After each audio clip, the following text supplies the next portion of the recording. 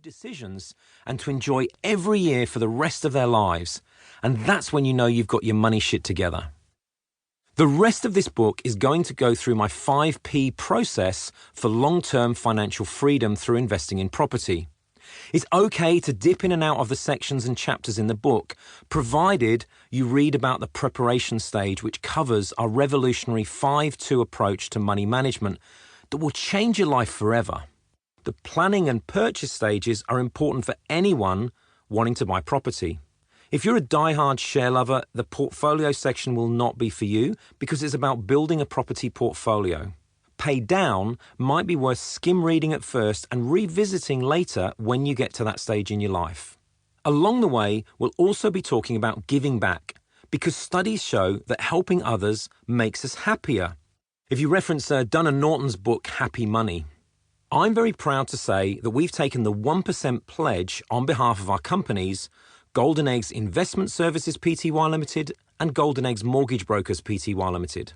Pledge 1% can be found at pledge1percent.org, is a global movement to get companies all over the world to commit 1% of their time, income or assets in support of the United Nations global goals. We actively support education in countries where it's more difficult to access than in Australia.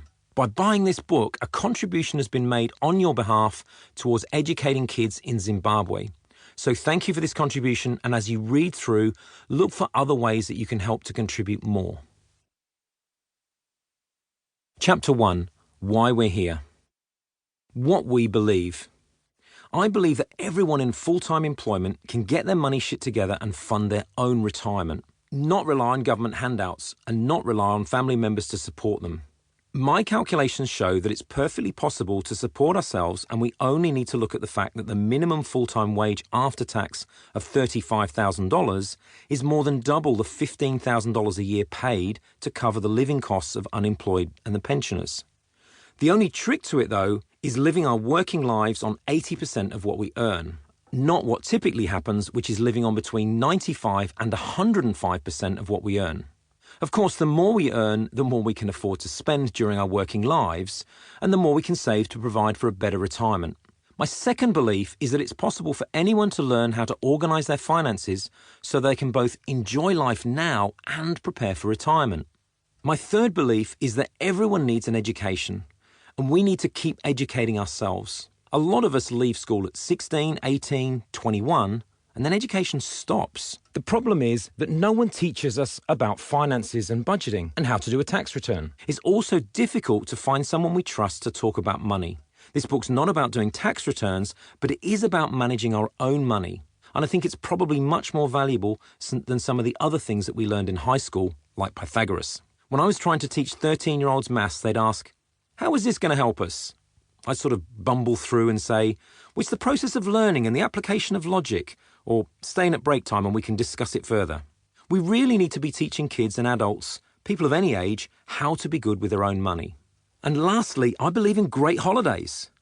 If and when we get to age 70 or older and we look back on our lives, the things that we're going to remember after family and friends are the great holidays and experiences we had, places we went, the people we met along the way. We're not going to remember the stuff that we used up and threw away in our 20s, 30s and 40s.